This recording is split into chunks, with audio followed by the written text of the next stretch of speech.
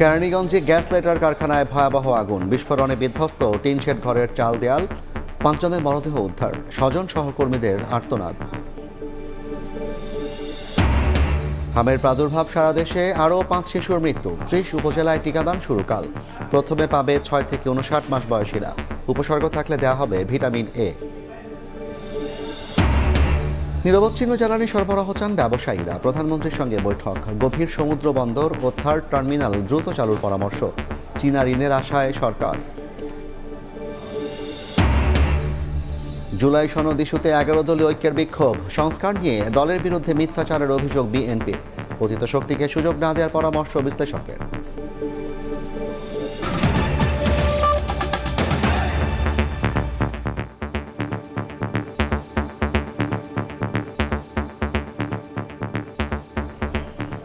সময় সংবাদের সঙ্গে আছি আমি জাফর সাদিক। এবার কেরানীগঞ্জের কদমতলীতে গ্যাস লাইটার কারখানায় ভয়াবহ আগুন, বিস্ফোরণে বিধ্বস্ত হয়েছে টিন শেড ঘরের চাল দেয়াল, উদ্ধার করা হয়েছে 5 জনের মরদেহ। মর্মান্তিক ঘটনায় থামছে না স্বজন সহকর্মীদের আর্তনাদ। ফায়ার সার্ভিসের 7টি ইউনিটের 3 ঘন্টার চেষ্টায় আগুন আসে নিয়ন্ত্রণে। শনিবার দুপুর 1টা হঠাৎই কারখানার ভেতরে আগুন, কিছু বুঝে ওঠার আগেই বাড়ে ভয়াবহতা। কেরানীগঞ্জের কদমতলীতে গ্যাস লাইটার কারখানাটিতে আগুনের খবর পেয়ে যোগ দেয় ফায়ার সার্ভিসের 3টি ইউনিট, পরে যুক্ত হয় আরও 4টি ইউনিট। 3 ঘন্টার চেষ্টায় নিয়ন্ত্রণে আসে আগুন, সহযোগিতা করেন স্থানীয়রাও। আমার বাড়ির তন রিজার্ভ ট্যাঙ্কি তন আমি তালা খোলা দেওয়ার পর ওইখান থেকে পানি দিয়ে প্রথম কাজটা শুরু করছি। ওইখানে কাজ করার পর অনেকক্ষণ পরে পানি গেছে পরে বিভিন্ন বাড়ির তন পানি জোগাড় করে আমরা পানি দিছি। কারখানা তো লাগছে, এখানে আপনার কাজ হয় হলো যে লিকুইড গ্যাস লাইটার বানায় এবং প্লাস্টিকের বহু তাবিজাবি আছে, এই কারণে এখান থেকে আগুনটা লাগছে। নিহতদের সহকর্মী ও স্থানীয়রা জানান, কারখানাটি টিন শেড হওয়ায় দ্রুত আগুন ছড়িয়ে পড়ে। বিস্ফোরণ ও আগুনে টিনের চাল ও দেয়াল ধসে পড়ে। গ্যাসের কারখানায় আগুন লাগছে, হ্যাঁ শেষে আমি দৌড়ে আইসি, আগুন লাগছে। মেয়ে তো এরা তো দেখাইলো না, এখন মিটফোর্ট দামও মিটফোর্ট গেলে যদি দেখায়। আগুন নিভানোর পর একে একে বের করে আনা হয় 5 জনের মরদেহ। তদন্তের পর জানা যাবে আগুন লাগার কারণ। আলতাফ হোসাইন, সময় সংবাদ, ঢাকা। এই মুহূর্তে ঘটনাস্থলে আছেন সহকর্মী ওয়ালিউল সাকিব, বিস্তারিত জানতে যুক্ত হচ্ছি তার সঙ্গে। সাকিব, আমি এই মুহূর্তে দাঁড়িয়ে আছি কেরানীগঞ্জের এই যে কদমতলী মোড় এলাকায় যে গ্যাস লাইটের কারখানায় আগুনের ঘটনা ঘটেছিল, সেই যে কারখানার যে গলিটি রয়েছে সেই গলিটির সামনে এখনো পর্যন্ত কিন্তু আমরা দেখতে পাচ্ছি ফায়ার সার্ভিসের গাড়িগুলো এখানে রাখা আছে। এবং সবশেষ তথ্য আমরা কিন্তু দেখেছি, এই কারখানার ভেতর থেকে একে একে কিন্তু 5টি মরদেহ এখান থেকে উদ্ধার করা সম্ভব হয়েছে।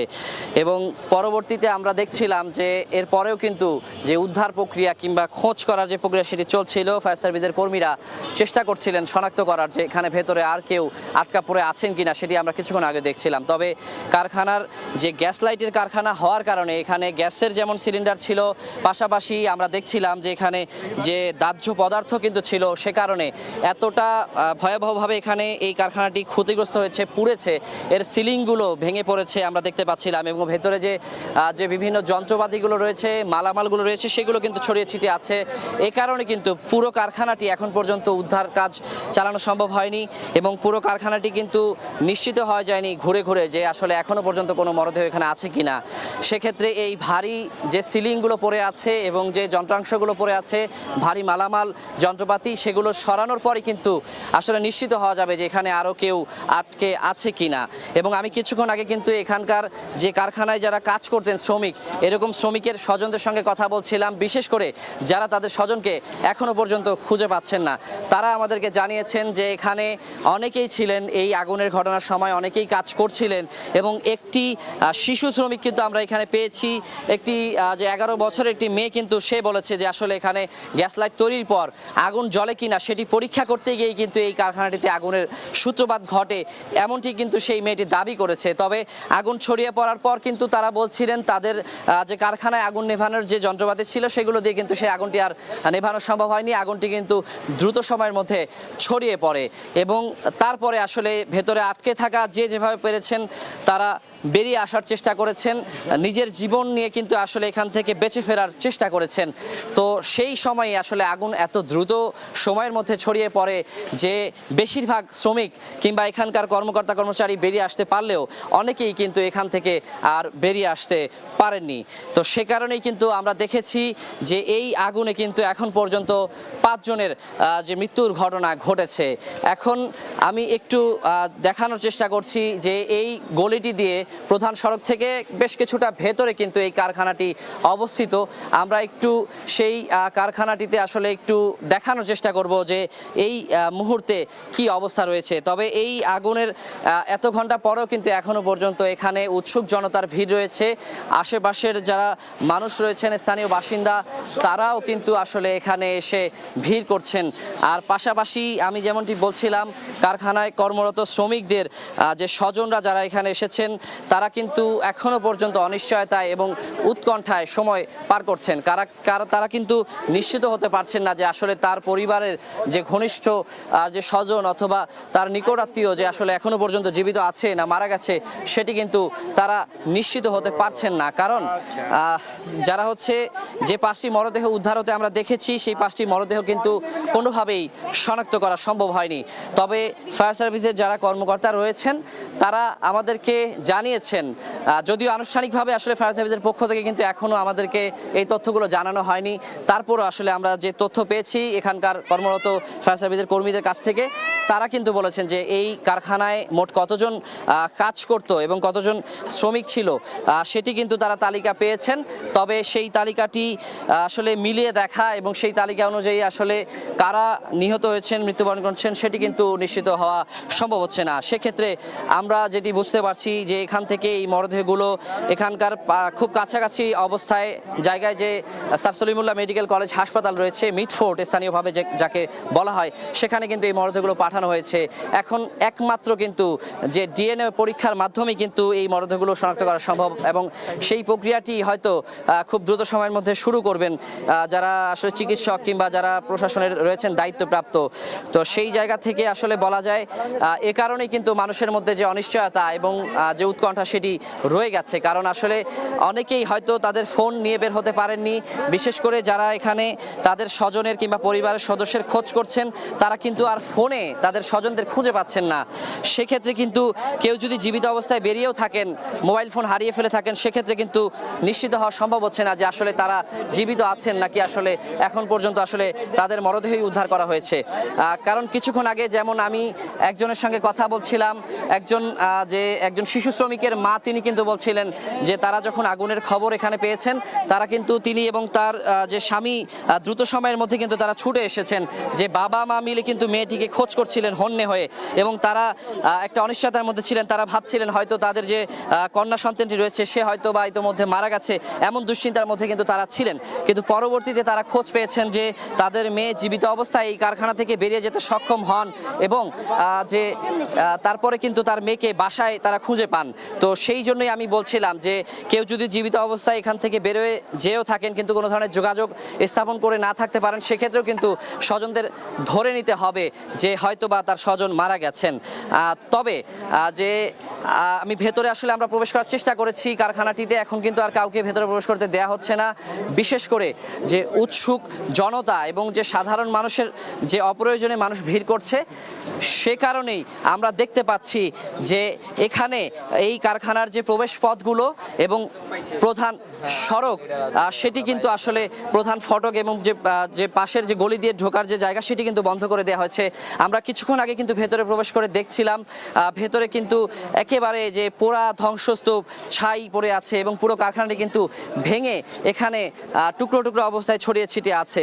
তো আমরা সে কারণে কিন্তু আমরা এখানে ভেতরে প্রবেশ করতে পারছি না, ভেতরে এই মুহূর্তে আর কাউকেই প্রবেশ করতে দেওয়া হচ্ছে না। না।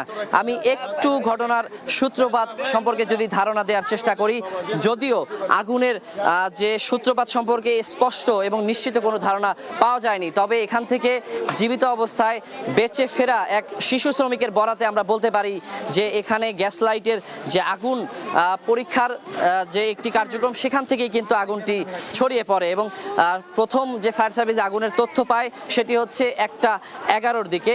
পরবর্তীতে 1:16 মধ্যে কিন্তু এখানে ফায়ার সার্ভিসের প্রথম ইউনিটটি এসে পৌঁছায় এবং আমরা দেখেছি ঠিক দুপুর 2:30 নাগাদ এই যে কদমতলী মোড় এলাকার যে গ্যাস লাইটের কারখানার যে আগুন, সেটি কিন্তু আমরা দেখেছি পরবর্তীতে নিয়ন্ত্রণে আসে।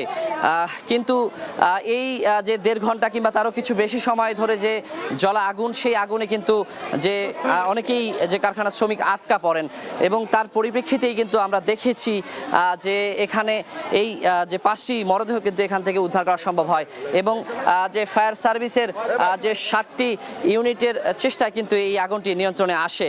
তবে আমি এখানে যাদের সঙ্গেই কথা বলার চেষ্টা করছিলাম যে আগুনের যে ঘটনা ঘটলো এবং এত স্পর্শকাতর একটি কারখানা, এখানে আগুন নেভানোর মতো পর্যাপ্ত ব্যবস্থাপনা ছিল কিনা, সেক্ষেত্রে কিন্তু বেশিরভাগ মানুষই কিন্তু মতামত দিয়েছেন যে এখানে পর্যাপ্ত আগুন নেভানোর মতো যে অগ্নি নির্বাপক যন্ত্র কিংবা ব্যবস্থা ছিল না। যদিও এখানকার যারা কর্মচারী বেঁচে ফিরেছেন তারা বলছিলেন যে অগ্নি নির্বাপন যন্ত্র ছিল, কিন্তু আসলে সেটি প্রয়োজনের তুলনায় অনেক অপ্রতুল এবং এই ভেতরে যে দাহ্য পদার্থ এবং গ্যাস সিলিন্ডার থাকার কারণে এত দ্রুত সময়ের মধ্যে আগুন এত বড় আকার ধারণ করে যে আসলে তাদের নিজস্ব ব্যবস্থাপনায় আর আগুন কোনোভাবেই নিয়ন্ত্রণ করা সম্ভব হয়নি। এবং পরবর্তীতে যখন ফায়ার সার্ভিস এসে এখানে আগুন নেভানোর যে কার্যক্রমটি শুরু করে, তখন আমরা দেখেছি যে এখানে পানির একটি সংকট কিন্তু আমরা দেখেছি। এখানে ফায়ার সার্ভিসের গাড়ির পানি ফুরিয়ে যাওয়ার পরে কোনো ধরনের এখানকার সোর্স ফায়ার সার্ভিসের কর্মীরা খুঁজে পাচ্ছিলেন আগুনের। পরবর্তীতে আমরা দেখেছি স্থানীয় বাসিন্দারা তাদের বাসা বাড়ির যে পানির ট্যাঙ্কি রয়েছে, রিজার্ভ ট্যাঙ্কি, সেটি থেকে কিন্তু তারা চেষ্টা করছিলেন যে পানির সাপ্লাই ঠিক রাখার এবং পরবর্তীতে সেই আশেপাশের পানিগুলো দিয়ে কিন্তু আগুন নেভানো সম্ভব হয়েছে। এবং ফায়ার সার্ভিসের সঙ্গে শুরু থেকেই আমরা দেখেছি যে যারা স্থানীয় বাসিন্দা রয়েছেন তারা স্বেচ্ছাশ্রম দিয়ে কিন্তু এখানে তৎপরতা চালিয়ে গেছেন এবং তারা কিন্তু সর্বোচ্চ সহযোগিতা করেছেন ফায়ার সার্ভিসের কর্মীদের এবং তারা চেষ্টা করেছেন যে আসলে যেন খুব দ্রুত সময়ের মধ্যে আগুনটি নেভানো সম্ভব হয়। আমরা একটু কথা বলার চেষ্টা করব এখানকার একজনের সঙ্গে। আচ্ছা, এখানে যারা ফায়ার সার্ভিসের কর্মী রয়েছেন তারা বলছেন যে তারা আসলে যে কথা বলার দায়িত্বপ্রাপ্ত কেউ নন এখানে, তো সেক্ষেত্রে তারা তাদের ঊর্ধ্বতন যারা রয়েছেন তাদের সঙ্গে কথা বলার কথা বলছেন আমাদেরকে। তো আমরা একটু চেষ্টা করব ফায়ার সার্ভিসের কারোর সঙ্গে কথা বলার জন্য, যদিও এখন পর্যন্ত ফায়ার সার্ভিসের পক্ষ থেকে আনুষ্ঠানিকভাবে আমাদেরকে কোনো তথ্য এখনো জানানো হয়নি। আমরা এখানে অনানুষ্ঠানিকভাবে ফায়ার সার্ভিসের কর্মী যারা রয়েছেন তাদের সঙ্গে কথা বলেই কিন্তু যে তথ্যগুলো পেয়েছি, তো সেক্ষেত্রে আসলে যে তাদের যে আমরা আসলে চেষ্টা করছি এখানে দায়িত্বরত কেউ আছে কিনা সেটি দেখার, আর যদি আনুষ্ঠানিকভাবে ফায়ার সার্ভিস ব্রিফ করে সেক্ষেত্রেই কিন্তু আমরা এই বিষয়ে আরও নিশ্চিত তথ্য দিতে পারবো এবং এই ঘটনাটির পুরো বিস্তারিত তথ্য কিন্তু আমরা আপনাদেরকে জানাতে পারবো। আর সেক্ষেত্রে আমরা একটু দেখার চেষ্টা করছি।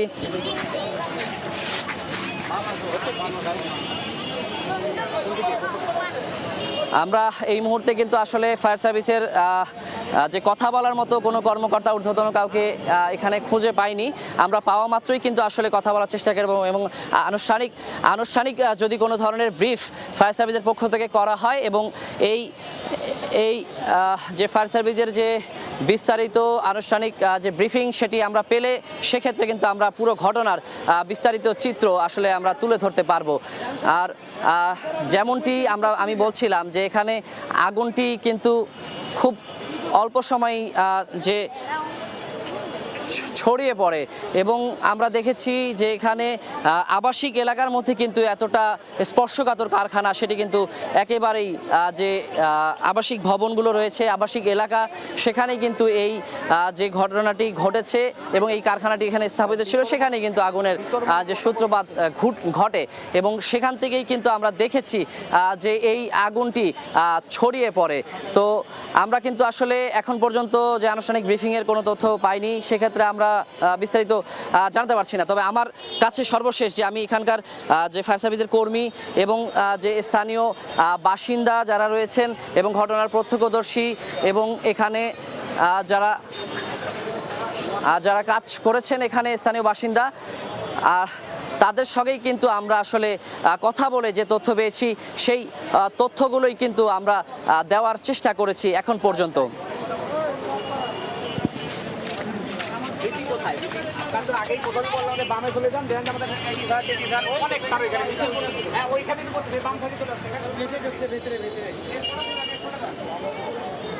যেমনটি বলছিলাম যে এই স্পর্শকাতর কারখানা হওয়ার কারণে, দাহ্য পদার্থ থাকার কারণে, গ্যাস সিলিন্ডার থাকার কারণে কিন্তু আমরা দেখেছি যে এই যে আগুনটি অল্প সময়ে ভয়াবহ আকার ধারণ করে এবং বেশিরভাগ শ্রমিক এখান থেকে বেরিয়ে যেতে পারলেও অনেকেই কিন্তু এখানে আটকা পড়েন শুধুমাত্র এই কারণেই। তো আমরা আসলে এই মুহূর্তে যে তথ্য পেয়েছি ফায়ার সার্ভিসের পক্ষ থেকে যে আনুষ্ঠানিক একটি ব্রিফিং করা হচ্ছে, আমরা এই মুহূর্তে সেখানে যাওয়ার চেষ্টা করছি। আমরা আসলে ফায়ার সার্ভিসের আনুষ্ঠানিক ব্রিফিং পেলে সেটি কিন্তু আপনাদের সঙ্গে সাথে সাথে আমরা যুক্ত করার চেষ্টা করব। আর যেমনটি আমি বলছিলাম যে আসলে এই আগুনটি কিন্তু ফায়ার সার্ভিসের পক্ষ থেকেও যখন চেষ্টা করা হয়, নেভানোর চেষ্টা করা হয়, তখনও আমরা দেখেছি যে তাদেরকে অনেক বেগ পেতে হয়। বিশেষ করে আমরা আসলে দেখছিলাম যে পানি সংকটের কারণে আগুন কিন্তু নেভাতে অনেক বেগ পেতে হয়েছে।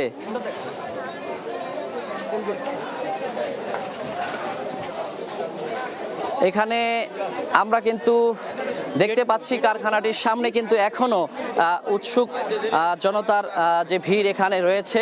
আমরা দেখতে পাচ্ছি যে এখানে যে কারখানাটির প্রধান ফটক সেটি সামনে কিন্তু এখনো সাধারণ মানুষের ভিড় রয়েছে।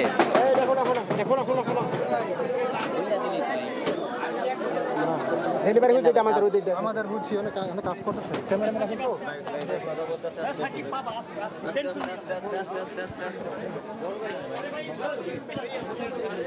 কাজ করতেছিল।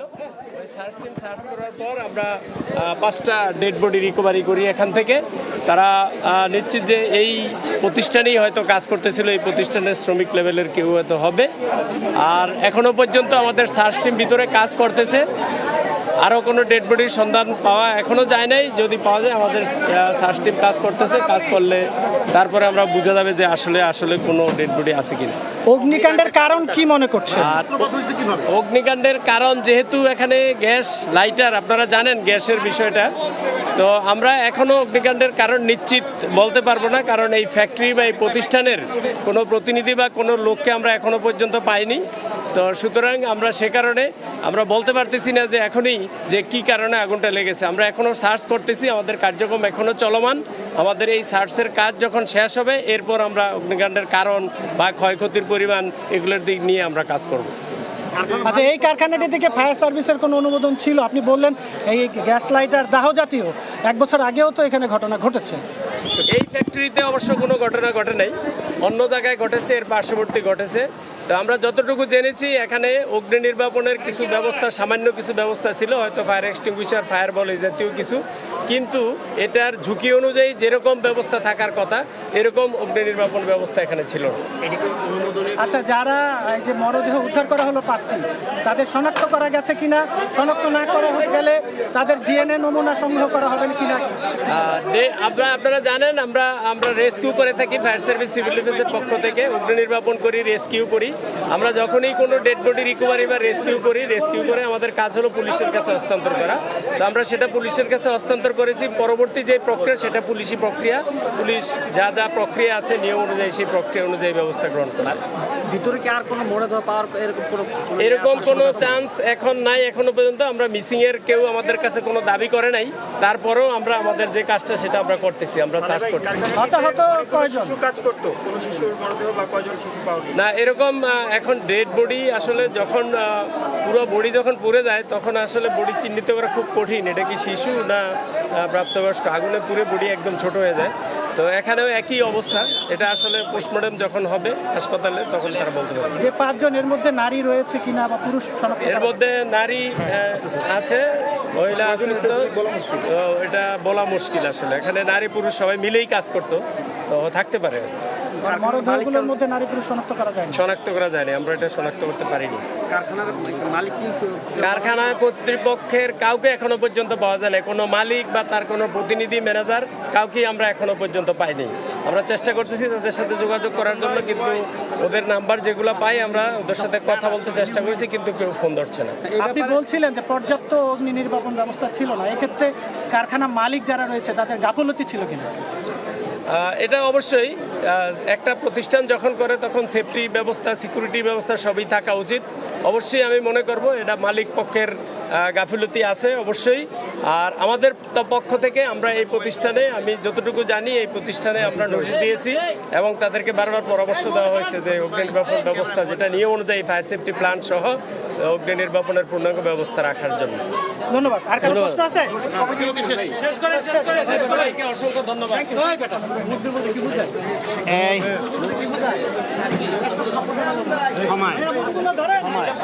আমি কাজ করে আইছি দীর্ঘ বছর।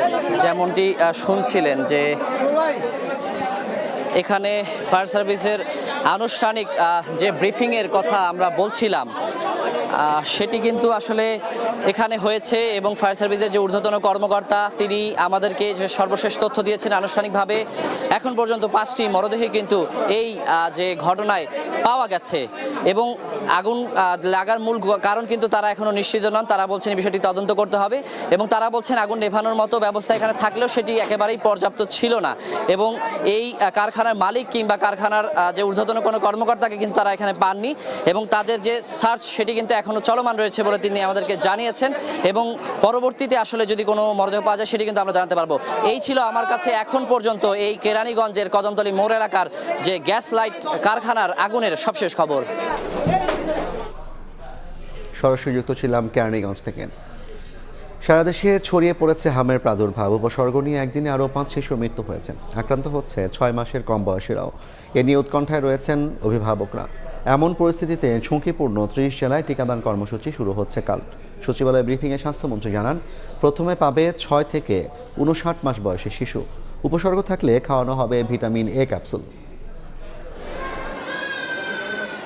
সারা দেশে হামের প্রাদুর্ভাব ছড়িয়ে পড়ায় বাড়ছে উদ্বেগ।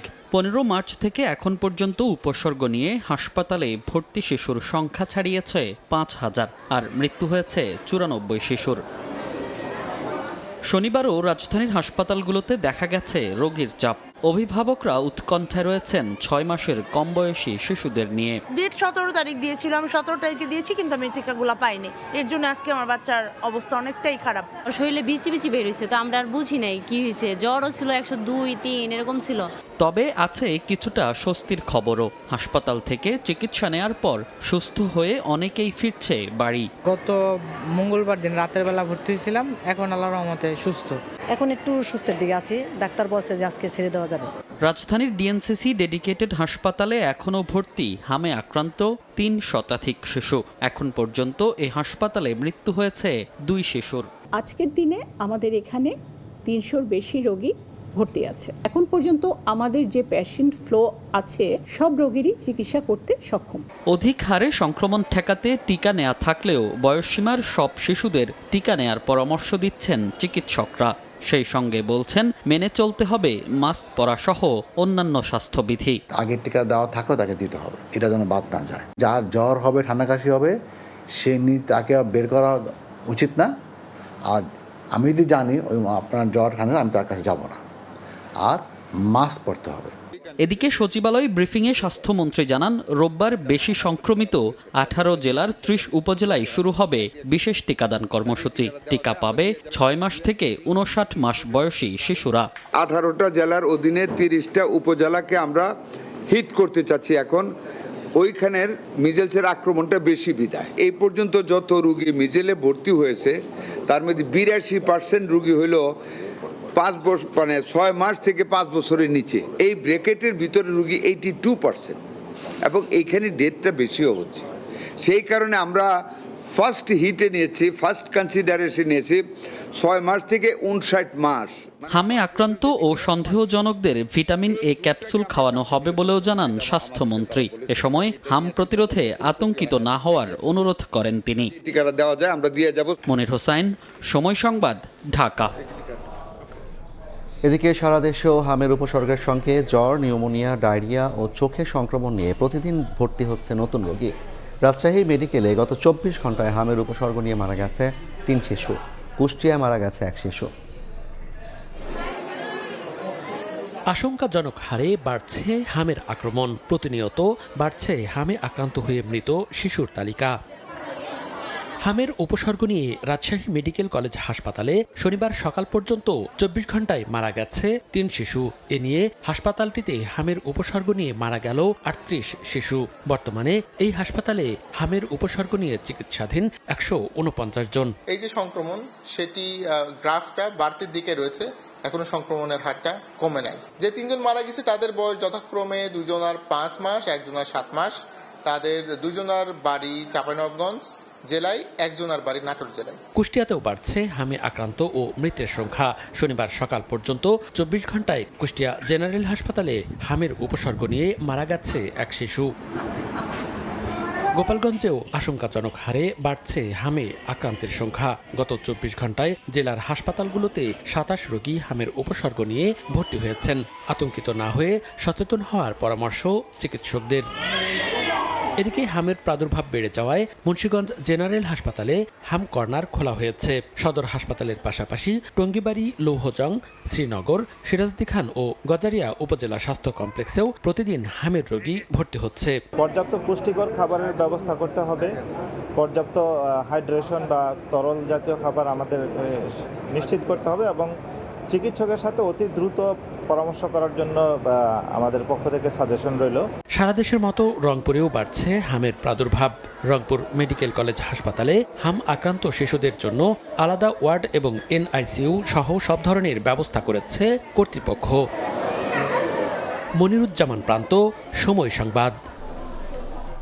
এই মুহূর্তে রংপুর মেডিকেল কলেজ হাসপাতাল থেকে আমাদের সঙ্গে যুক্ত হচ্ছেন সহকবি রুদওয়ান হিমেল। যাচ্ছি তার কাছে। হিমেল, কি অবস্থা আপনার মেডিকেলে এই মুহূর্তে? সারা দেশের মতো উত্তরের জেলা রংপুরও বাড়ছে হামের প্রাদুর্ভাব। আমি যদি একটু প্রথমে বলি, আমি এই মুহূর্তে আছি রংপুর মেডিকেল কলেজ হাসপাতালের সামনে। আপনাদেরকে জানিয়ে রাখি যে গত 1 সপ্তাহ থেকে রংপুরে হামে আক্রান্ত হয়ে কিন্তু প্রায় 23 জন শিশু রংপুর মেডিকেল কলেজ হাসপাতালে ভর্তি হয়েছেন। তাদেরকে কিন্তু হাসপাতালের কর্তৃপক্ষের পক্ষ থেকে আইসোলেশন বিভাগে কিন্তু পর্যাপ্ত মনিটরিং এবং ট্রিটমেন্ট কিন্তু তাদেরকে দেয়া হচ্ছে। এবং গতকাল আমরা যতটুকু জানতে পেরেছি 7 জন শিশু সুস্থ হয়ে বাড়ি ফিরেছেন এবং আজকে সকালবেলা আরও 3 জন সুস্থ হয়ে বাড়ি ফিরেছেন এবং বিকালবেলা আরও 2 জন সুস্থ হয়ে বাড়ি ফিরেছেন। মোট এখন কিন্তু রংপুর মেডিকেল কলেজ হাসপাতালে 11 জন শিশু রয়েছেন হামে আক্রান্ত। তারা কিন্তু নিবিড় পরিচর্যা এবং পর্যবেক্ষণের মাধ্যমে তাদের আসলে ট্রিটমেন্ট দেওয়া হচ্ছে। হাসপাতাল কর্তৃপক্ষ আমাদেরকে এমনটি জানিয়েছেন। এছাড়াও সিভিল সার্জন অফিস থেকে আমাদেরকে যেমনটি জানানো হচ্ছে যে জেলার বাকি যে উপজেলাগুলো রয়েছে, যেগুলো ঝুঁকিপূর্ণ উপজেলা রয়েছে, সেগুলো আসলে পর্যবেক্ষণ করে আগামীকাল থেকে যদি সরকারের পক্ষ থেকে অনুমতি দেয়া হয়, সেক্ষেত্রে তারা টিকাদান যে কর্মসূচি সেটা তারা আগামীকাল থেকেই শুরু করবেন। এছাড়া যারা হামে আক্রান্ত শিশু রয়েছেন বিভিন্ন উপজেলায় গিয়ে তাদেরকে মনিটরিং করা হচ্ছে এবং তাদের পরিবারদেরকে বলা হচ্ছে যে কোনো ধরনের ভয় না পেয়ে বা ঝুঁকি মুক্ত থেকে আসলে তাদেরকে ট্রিটমেন্ট দেয়া হবে। এই ধরনের আশ্বাস কিন্তু রংপুর মেডিকেল কলেজ হাসপাতালের কর্তৃপক্ষের পক্ষ থেকে কিন্তু জানানো হচ্ছে। সবকিছু মিলে কিন্তু আমরা দেখেছি যে হামে আক্রান্ত রোগী এবং রোগীর স্বজনরা কিন্তু তারা কিন্তু তাদের শিশুদেরকে আসলে পর্যাপ্ত পরিমাণে ট্রিটমেন্ট দেওয়ার জন্য হাসপাতালে নিয়ে আসছেন এবং তাদের পক্ষ থেকে, কর্তৃপক্ষের পক্ষ থেকে যেমনটা বলা হচ্ছে যে কোনো ধরনের ভয়ভীতি না পেয়ে তাৎক্ষণিকভাবে হামে আক্রান্ত যারা শিশু আছেন তাদেরকে রংপুর মেডিকেল কলেজ হাসপাতালে নিয়ে আসতে দ্রুত তাদেরকে যাতে ট্রিটমেন্ট দেওয়া হয়। তো এই ছিল রংপুর থেকে হামের আমার কাছে থাকা সর্বশেষ তথ্য। সরাসরি যুক্ত ছিলাম রংপুর মেডিকেল কলেজ হাসপাতালের প্রাঙ্গণ থেকে। মধ্যপ্রাচ্যে সংঘাত পরিস্থিতিতে দেশে শিল্প কারখানায় নিরবচ্ছিন্ন জ্বালানি সরবরাহের নিশ্চয়তা চেয়েছেন ব্যবসায়ীরা। প্রধানমন্ত্রী তারেক রহমানের সঙ্গে বৈঠকে দাবি জানান শীর্ষ 9 উদ্যোক্তা। বিনিয়োগ আকর্ষণে বিদেশিদের জন্য ই ভিসা চালুর প্রস্তাব দেন তারা। বাণিজ্যে গতি ফেরাতে দ্রুত গভীর সমুদ্র বন্দর এবং শাহজালাল বিমানবন্দরের তৃতীয় টার্মিনাল চালুর তাগিদ দেওয়া হয়। অর্থমন্ত্রী জানান, জ্বালানি সংকট মোকাবিলায় এশিয়ান ইনফ্রাস্ট্রাকচার ইনভেস্টমেন্ট ব্যাংকের কাছে বাজেট সহায়তা চাওয়া হয়েছে। দেশের শিল্প খাতের বিদ্যমান চ্যালেঞ্জ মোকাবেলা করে ব্যবসা ও বিনিয়োগ বান্ধব পরিবেশ নিশ্চিতে শনিবার শীর্ষ 9 ব্যবসায়ীকে আলোচনার জন্য ডাকেন প্রধানমন্ত্রী তারেক রহমান। সকাল 10:30টার পর তেজগাঁওয়ে প্রধানমন্ত্রীর কার্যালয়ে প্রবেশ করেন সরকার প্রধান। বেলা 11:30টায় শুরু হওয়া বৈঠকে অংশ নেন অর্থমন্ত্রী আমির খসরু মাহমুদ চৌধুরী ও জ্বালানি মন্ত্রী ইকবাল হাসান মাহমুদও। বৈঠক সূত্রে জানা গেছে, নিরবচ্ছিন্ন জ্বালানি সরবরাহের নিশ্চয়তা চেয়েছেন ব্যবসায়ীরা। সৌর বিদ্যুৎ ব্যবহারে উদ্যোক্তাদের জন্য সরকারি সহায়তাও চান তারা। বিনিয়োগ আকর্ষণে বিদেশি উদ্যোক্তাদের জন্য ই-ভিসা চালুর প্রস্তাব দেন ব্যবসায়ীরা। আমদানি রপ্তানি বাণিজ্যে গতি আনতে গভীর সমুদ্র বন্দর এবং শাহজালাল বিমানবন্দরের তৃতীয় টার্মিনাল দ্রুত চালুর তাগিদ দেওয়া হয়। তাদের কাছ থেকে উনি শুনেছেন যে বিনিয়োগের পথে বাধা কোথায়, তাদের বিনিয়োগে বাধা কোথায় কোথায় পাচ্ছে, এগুলোর সমাধান উনি করতে চান, খুব সহসা করতে চান এবং এইগুলো শুনেছেন। কিছু কিছু সমাধান অন দ্য স্পট দিয়েছেন, আর বাকিগুলো আলোচনার মাধ্যমে সমাধান দেওয়া হবে। মধ্যপ্রাচ্য সংঘাতে জ্বালানি সংকটে চাপে দেশের অর্থনীতি। এই চাপ মোকাবেলায় এশিয়ান ইনফ্রাস্ট্রাকচার ইনভেস্টমেন্ট ব্যাংকের কাছে বাজেট সহায়তা চাওয়ার কথা জানান অর্থমন্ত্রী। জ্বালানি সংকটের কারণে যে চাপ সৃষ্টি হচ্ছে অর্থনীতির উপরে, বাংলাদেশের উপরে সারা বিশ্বের সব দেশের উপর এই চাপটা সৃষ্টি হচ্ছে। এখান থেকে বের হওয়ার জন্য আমরা বাজেট সাপোর্টের সম্বন্ধে আলাপ হয়েছে এবং তারা সম্মত হয়েছে, তারা বাজেট সাপোর্ট দেবে বাংলাদেশকে। প্রধানমন্ত্রীর সঙ্গে বেসরকারি খাত উন্নয়ন বিষয়ক উপদেষ্টা পরিষদের প্রথম বৈঠকে মাঝারি উদ্যোক্তাদের রপ্তানিতে উৎসাহিত করতে লাইসেন্স প্রাপ্তি সহজ করার দাবি জানানো হয়। এনবিআর এর সংস্কারের পাশাপাশি নির্দিষ্ট ব্যবসায়ীদের ওপর করের বোঝা না চাপিয়ে আওতা বাড়ানোর ওপর জোর দেন ব্যবসায়ীরা। শুভ খান, সময় সংবাদ, ঢাকা। চালকদের ছুটির দিন কাটছে ফিলিং স্টেশনে। তেল পেতে হন্যে হয়ে ঘুরছেন পাম্প থেকে পাম্পে। কেউ কেউ তেল কিনতে আসলেও ধার করছেন অন্যের বাইকের তেল, অথচ ঘন্টার পর ঘন্টা অপেক্ষার বিপরীতে মিলছে চাহিদার 1/3। পাম্প কর্তৃপক্ষ বলছে, হঠাৎ বেড়ে যাওয়া চাহিদার বিষয়ে শক্ত অবস্থানে সরকার। কৃত্রিম সংকট ঠেকাতে ডিপো থেকে দেওয়া হচ্ছে না অতিরিক্ত জ্বালানি। ফিলিং স্টেশনে সিরিয়ালে বাইক ঠেলে হেঁটে এগোচ্ছেন গ্রাহক, কারণ স্টার্ট করতেও ভাবতে হচ্ছে কতটা খরচ হবে জ্বালানি। তবে সেই সুযোগও নেই প্রাইভেট কারে। একটু নেই তো, আমি অনেক কষ্টে বাসা থেকে আসছি, তো বাসা থেকে এই পর্যন্ত আসতে পারবো নাকি এটা আমার সন্দেহ ছিল। 6.5 ঘন্টা ওয়েট করে আমি তেল নিতে পারিনি। এখনো যদি পুরো তেল না পাই তাইলে তো এটা মানে কষ্টের শেষ নাই। তো সব পাম্পগুলো যদি খোলা থাকতো আর পর্যাপ্ত তেল দিত, তাহলে এত লাইনটা আমার মাথায় পড়তো না। 4 থেকে 5 ঘন্টা অপেক্ষার পর মিলছে যানবাহনের জ্বালানি, কিন্তু চাপ সামাল দিতে পরিমাণ ঠিক করে দিচ্ছে কিছু পাম্প কর্তৃপক্ষ। বাইকে সর্বোচ্চ 5 আর প্রাইভেট কারে মিলছে 12 লিটার। এক্সপেকটেশন তো ছিল মনে হয় ট্যাঙ্কি ফুল করে দিবে, বাট শুনতে পেলাম হয়তো 5 লিটার করে দিচ্ছে। আমাদের অফিসে যাওয়া আসা করতে হয়, তেল তো ভরতে হবে। এখন যতক্ষণে দাঁড়াইতে হবে। মহাখালী রেল গেট থেকে এই পর্যন্ত আছি। ডেইলি আমার 1.5 লিটার মতো লাগে, তাহলে 600 কত আর 3-4 লিটার পাবো আমি, এটাতে হয় না আসলে। পাম্পের দীর্ঘ লাইন যেমন ম্লান করে দিচ্ছে অফিস ছুটির দিনে তেল নেয়ার পরিকল্পনা, তেমনি পরিবারকে অবসর সময় দেওয়ার সুযোগ কেড়ে নিয়েছে জ্বালানি তেলের সংকট। সরকারের পক্ষ থেকে মজুদ ও সরবরাহ নিয়ে দ্বিধা কাটানোর দাবি গ্রাহকদের। রিজার্ভের প্রবণতা যদি বন্ধ হয় তাহলে তেলের কোনো সংকট হবে না, যেহেতু সরকার বলতেছে হিউজ পরিমাণ তেল আছে। সকাল 5টা 20-এ এসে এখানে সিরিয়াল দিছি, এ পর্যন্ত এখনো জ্যামে পড়ে আছে সিরিয়ালে। পাম্প কর্তৃপক্ষ বলছে, জ্বালানির হঠাৎ বেড়ে যাওয়া চাহিদা নিয়ে শক্ত অবস্থানে সরকার। কৃত্রিম সংকট ঠেকাতে অতিরিক্ত সরবরাহ করছে না ডিপো। এখন চাহিদা যে পরিমাণ, সেই পরিমাণ তো ডিপো দিবে না। আগেই বললাম, গভর্নমেন্ট তো আপনার চাহিদা হঠাৎ 1 মাসে কেন বেড়ে যাবে? এটা কৃত্রিম সংকটে বেড়ে যাবে। তাদের কাছে প্রিভিয়াস সময়ের খরচ আছে, কত যাইতো সেই অনুযায়ী তারা দিয়ে যাচ্ছে। এখন চাইলে তো তাকে দিবে না। এদিকে রাজধানীতে এক সেমিনারে দেশের জ্বালানি পরিস্থিতি নিয়ে চিফ হুইপ নুরুল ইসলাম মনি বলেন, দ্বিগুণ জ্বালানি সরবরাহ করেও পরিস্থিতি সামলানো যাচ্ছে না। বর্তমানে 2 লক্ষ মেট্রিক টন ফুয়েল আমাদের আছে, 2 লক্ষ ট্রেনের কন্টেনার আর 2 লক্ষ আর জাহাজে এসে পৌঁছে বাজারকে, আর 2 লক্ষ ট্রেন পথে আছে। আমাদের যে পরিমাণ ফুয়েল বাংলাদেশে নর্মাল টাইমে দরকার, তার দ্বিগুণ ফুয়েল দিয়ে আমরা কিন্তু এখন সামাল দিতে পারছি। জ্বালানি বিভাগের সবশেষ তথ্য, দেশে বর্তমানে ডিজেল, অকটেন ও জেট ফুয়েলের মজুদ আছে প্রায় 1,92,000 টন। MS আরিফিন, সময় সংবাদ, ঢাকা। মিয়ানমারে পাচারকালে বিপুল পরিমাণ ডিজেল সহ 12 পাচারকারীকে আটক করেছে কোস্টগার্ড, যাদের মধ্যে কয়েকজন রোহিঙ্গাও রয়েছেন। নজরদারি এড়াতে মাছ ধরার ট্রলারে করে অবৈধভাবে শুল্ক কর ফাঁকি দিয়ে জ্বালানি তেল পাচার করছিল চক্রটি। গভীর সাগরে মাছ ধরার কথা বলে ভাড়া নেওয়া হয়েছিল ফিশিং ট্রলারটি।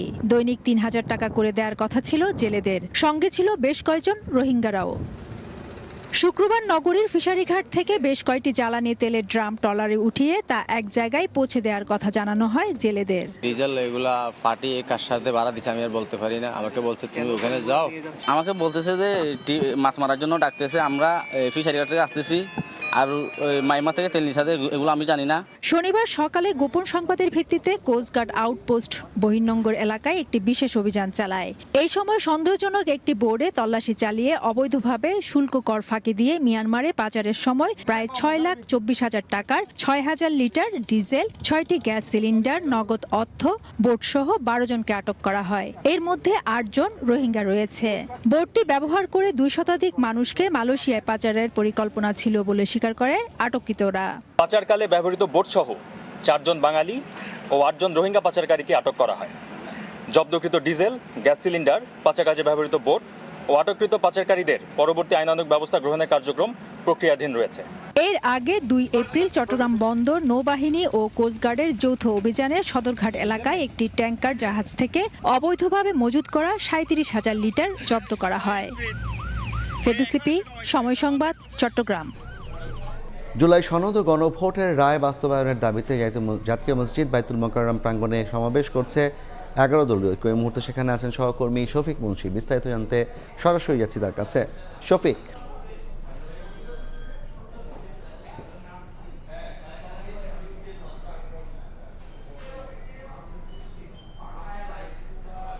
উত্তর গেটে আজ যে 11 দল আহত বিক্ষোভ সমাবেশ, সেই সমাবেশটি চলমান রয়েছে এবং এই সমাবেশে কিন্তু যে এই 11 দলীয় ঐক্যের বিভিন্ন পর্যায়ের শীর্ষ নেতৃবৃন্দ যারা আছে তারা বক্তব্য দেওয়া শুরু করেছেন এবং তারা যে বিষয়টি উল্লেখ করছেন যে গণভোটের যে গণরায় সেটি মেনে নিয়ে সংবিধান সংস্কার এবং জুলাই সনদ বাস্তবায়নে তারা কিন্তু সরকারকে নানা ধরনের তাদের যে বক্তব্য এবং সরকারের প্রতি তাদের যে দাবি সে বিষয়টি তুলে ধরছেন। আমরা যে বিষয়টি জেনেছি বাইতুল মোকাররমে আজকের এই যে বিক্ষোভ সমাবেশ, সেই বিক্ষোভ সমাবেশ শেষে কিন্তু বিক্ষোভ মিছিলও করবে 11 দলের নেতাকর্মীরা এবং এই বিক্ষোভ কর্মসূচিতে যোগ দিতে ঢাকা মহানগরের বিভিন্ন প্রান্ত থেকে 11 দলের যে বিভিন্ন দল রয়েছে, বিশেষ করে বাংলাদেশ জামাত ইসলামী, বাংলাদেশ খেলাফত মজলিস, জাতীয় নাগরিক পার্টি, এনসিপি সহ অন্যান্য যে 11 দল আছে সেই 11 দলের বিভিন্ন পর্যায়ের নেতাকর্মী যারা তারা কিন্তু এই মুহূর্তে এই বাইতুল মোকাররমের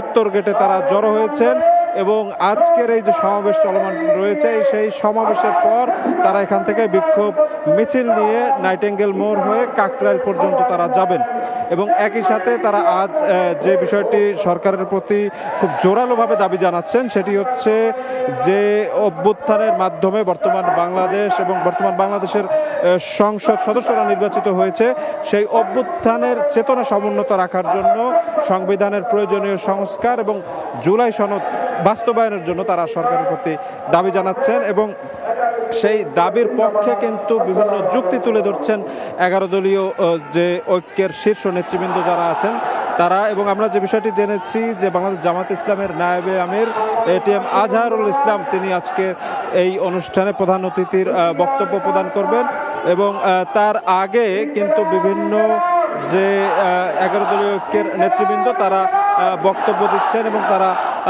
একে একে কিন্তু তাদের যে যৌক্তিকতা দাবির সেগুলো তুলে ধরছেন।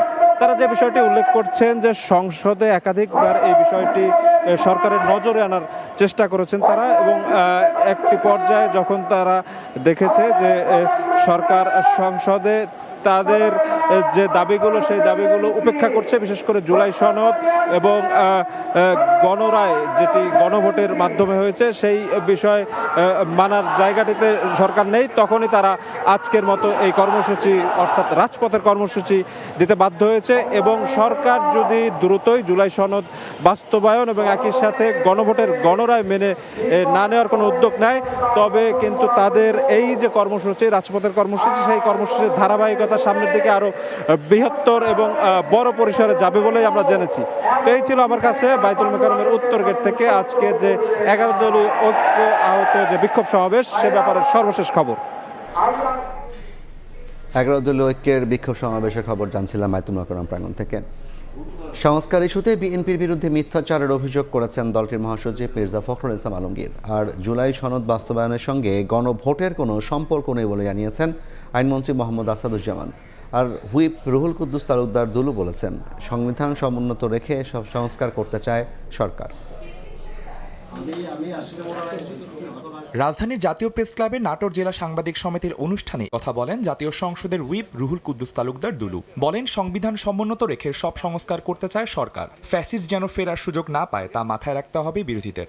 যারা এই যে ওয়াকআউট করছেন বা আন্দোলন সংগ্রামের কথা বলছেন তাদের কাছে আমার আহ্বান থাকবে, তাদের কাছে আমাদের অনুরোধ থাকবে যে আজকে আপনাদের কষ্ট, আমাদের সকলের কষ্টের অর্জিত যে গণতন্ত্র, এটা যেন ফ্যাসিস্ট যাদের কারণে আমরা পিছিয়ে গেছি, যাদের কারণে আজকে এই অর্থনৈতিক ধ্বংস হয়ে গেছে, এই জায়গাটাকে আবার ফেরত আসতে হলে আমাদের আরও কষ্ট করতে হবে। আমরা চাই সকলে মিলে ঐক্যবদ্ধভাবে আজকে এই দেশটাকে আগামী দিনে এগিয়ে নিয়ে যেতে হবে। প্রধানমন্ত্রীর নির্দেশনা অনুযায়ী সারা দেশে একের পর এক শুরু হচ্ছে খাল খনন কর্মসূচি। শনিবার দুপুরে ঝিনাইদহের ধৈলকুপা ধাওড়া গ্রামে খাল খনন কর্মসূচির উদ্বোধন করেন আইনমন্ত্রী মোহাম্মদ আসাদুজ্জামান। এ সময় তিনি বলেন, জুলাই সনদ বাস্তবায়নের সঙ্গে গণভোটের কোনো সম্পর্ক নেই। জুলাই সনদ কার্যকর করতে পারবে এই পার্লামেন্ট। জুলাই সনদ কিভাবে কার্যকর হবে সেটাও জুলাই সনদের মধ্যেই বলে দেওয়া আছে। সুতরাং জুলাই সনদের সাথে গণভোটের বাতিল হওয়া না হওয়ার কোনো সম্পর্ক নাই। এদিকে হবিগঞ্জের তেলিয়াপাড়ায় মুক্তিযোদ্ধা সমাবেশে বক্তব্য রাখেন স্থানীয় সরকার মন্ত্রী মির্জা ফখরুল ইসলাম আলমগীর। বলেন, বিএনপি সংস্কার চায় না, এমন কথা যারা বলে তারা চরম মিথ্যাবাদী। রাজনৈতিক দল তারা জনগণকে বিভ্রান্ত করতে চায়, তারা জনগণকে বলতে চায় যে বর্তমান বিএনপি তারা জুলাই যুদ্ধকে স্বীকার করে না। এইরকম তাহা মিথ্যা কথা, মিথ্যা প্রচারণা বন্ধুগণ কোনো মতেই স্বীকার করে নেওয়া যাবে না। এ সময় রাষ্ট্র ব্যবস্থা পরিবর্তনে রাজনৈতিক সংস্কারের পথ খালেদা জিয়াই শুরু করেছিলেন বলে দাবি করেন মির্জা ফখরুল ইসলাম আলমগীর। আদনান তুর্য, সময় সংবাদ, ঢাকা। নির্বাচন সংক্রান্ত অধ্যাদেশ আইন আকারে পাশ হলে স্থানীয় সরকার নির্বাচন হবে বলে জানিয়েছেন স্থানীয় সরকার প্রতিমন্ত্রী মীর শাহে আলম। দুপুরে জেলা পরিষদের নতুন প্রশাসকদের নিয়ে শহীদ রাষ্ট্রপতি ও জিয়াউর রহমান ও সাবেক প্রধানমন্ত্রী বেগম খালেদা জিয়ার সমাধিতে শ্রদ্ধা নিবেদন শেষে এ কথা জানান তিনি। বলেন, ভবিষ্যতে নির্বাচন করার স্বার্থেই নিয়োগপ্রাপ্তরা নিরপেক্ষ ভূমিকা পালন করবেন। দলীয় বিবেচনায় পদ পেলেও সবাই জবাবদিহির আওতায় থাকবেন। ঢাকা উত্তর সিটির সাবেক প্রশাসক মোহাম্মদ এজাজের বিরুদ্ধে তদন্ত চলছে বলে জানান স্থানীয় সরকার প্রতিমন্ত্রী।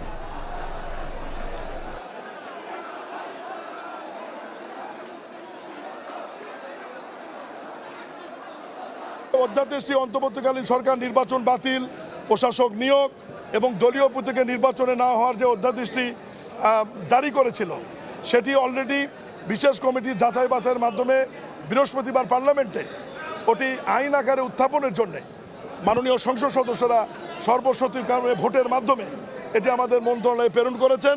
অধ্যাদেশগুলি আইন আকারে পাশ হয়ে আমাদের মন্ত্রণালয়ে যখন ভ্যাটিং হয়ে আসবে এরপরে আমরা নির্বাচনের প্রস্তুতি শুরু করব। ওই সময় বলা যাবে যে কবে নাগাদ নির্বাচনটা হবে। একদিনে 4টি মার্কিন যুদ্ধ বিমান ও হেলিকপ্টার ভূপাতিত করার দাবি করেছে ইরান। 2 ক্রুকে উদ্ধারের কথা জানিয়েছে ট্রাম্প প্রশাসন। আরেকজনের সন্ধানে রুদ্ধশ্বাস অভিযানে নেমেছে তেহরান, ওয়াশিংটন। নিখোঁজ ওই ক্রুকে জীবিত ধরিয়ে বিলে পুরস্কার ঘোষণা করেছে ইরান।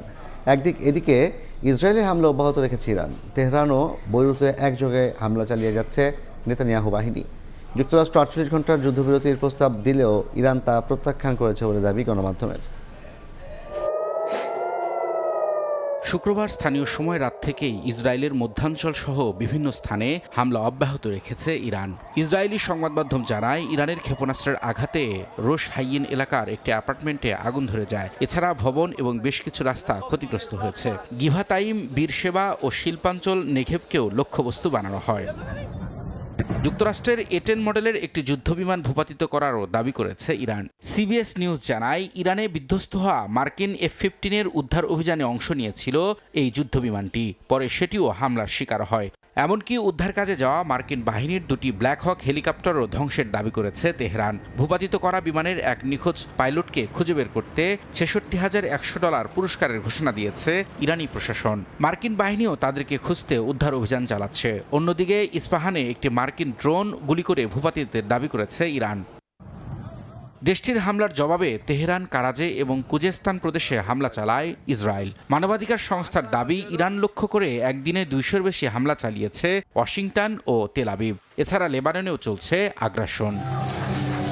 এদিকে যুদ্ধবিমান ভূপাতিতের প্রভাবে ইরানের সঙ্গে প্রস্তাবিত আলোচনায় প্রভাব পড়বে না বলে জানিয়েছেন মার্কিন প্রেসিডেন্ট ডোনাল্ড ট্রাম্প। পাল্টাপাল্টি হামলার মধ্যেই যুক্তরাষ্ট্রের পক্ষ থেকে ৪৮ ঘন্টার যুদ্ধবিরতির প্রস্তাব পাওয়ার দাবি করেছে ইরান। ফার্স্ট নিউজের বরাত দিয়ে কাতার ভিত্তিক সংবাদ মাধ্যম আল জাজিরা জানায়, ওয়াশিংটনের ওই প্রস্তাব সঙ্গে সঙ্গে প্রত্যাখ্যান করেছে তেহরান।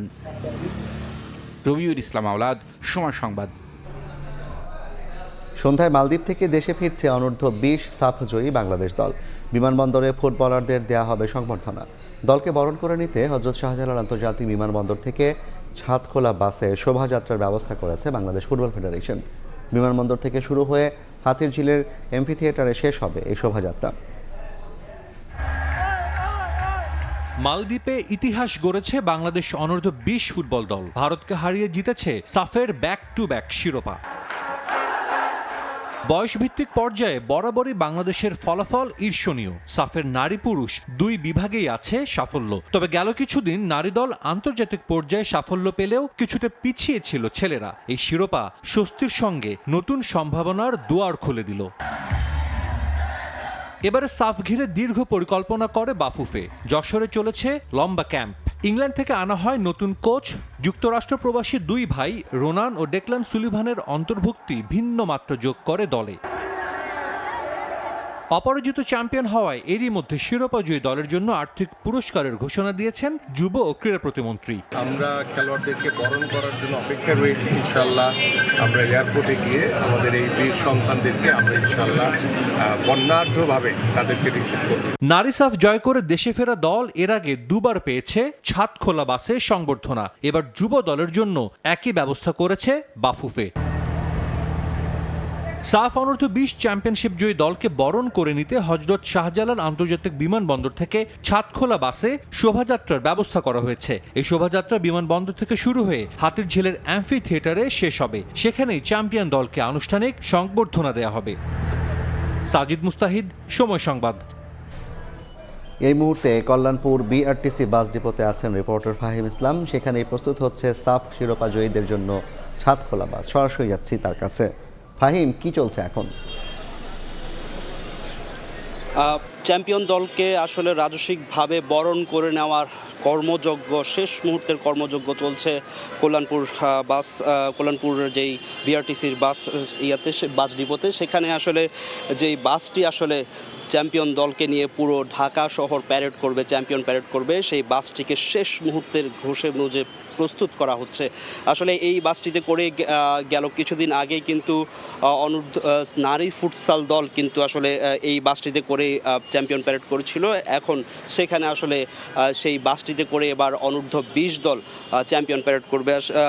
আজ কিছুক্ষণ পরেই কিন্তু 6:30টার দিকেই বাংলাদেশ অনূর্ধ্ব-20 দলকে বহনকারী যে বিমানটি, সেই বিমানটি হযরত শাহজালাল আন্তর্জাতিক বিমানবন্দরে পৌঁছাবে। সেখানে বেশ কিছু আনুষ্ঠানিকতা রয়েছে। সেই আনুষ্ঠানিকতা শেষেই কিন্তু আসলে এই বাসটিতে করে ঢাকা শহরের বিভিন্ন পয়েন্ট ঘুরবে চ্যাম্পিয়ন দল। আসলে যে বাংলাদেশের ফুটবলের এখন একটা রীতি হয়ে গিয়েছে, আসলে চ্যাম্পিয়ন দলের যে প্যারেড, সেই প্যারেডটি বাংলাদেশ নারী ফুটবল দল দিয়ে যার শুরুটা হয়েছিল, সেই নারী ফুটবল দল 3বার করলেও কিন্তু ছেলেদের জন্য এই প্রথম, ছেলে ফুটবলের বাংলাদেশের পুরুষ ফুটবলে এই প্রথম কিন্তু চ্যাম্পিয়ন প্যারেডের সাক্ষী হতে যাচ্ছে।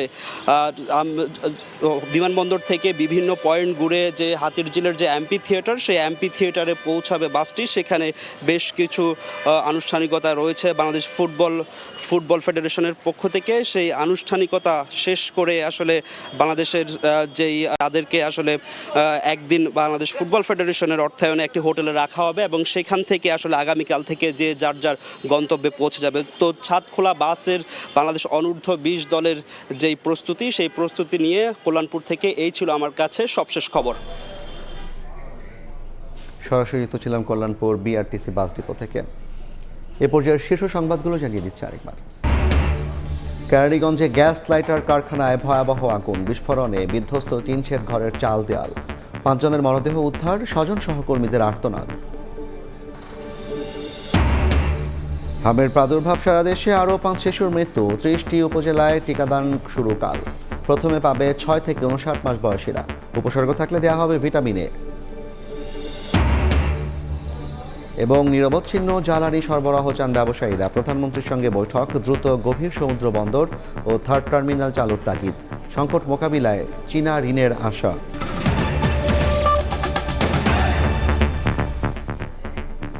এই ছিল 5টার সময় সংবাদে। এরপর বাংলা সময় নিয়ে সঙ্গে থাকবেন সহকর্মী অমরিনাথ। জাফর, আপনাকে ধন্যবাদ।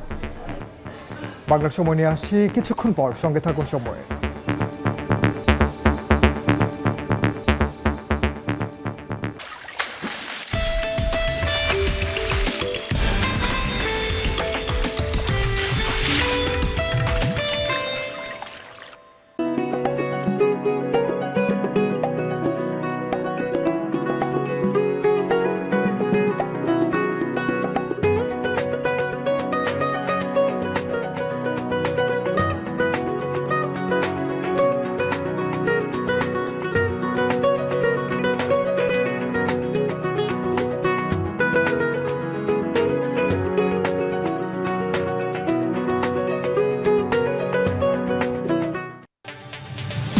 সৌজন্যে আইগ্যাস ইউনাইটেড, আপনার শক্তি।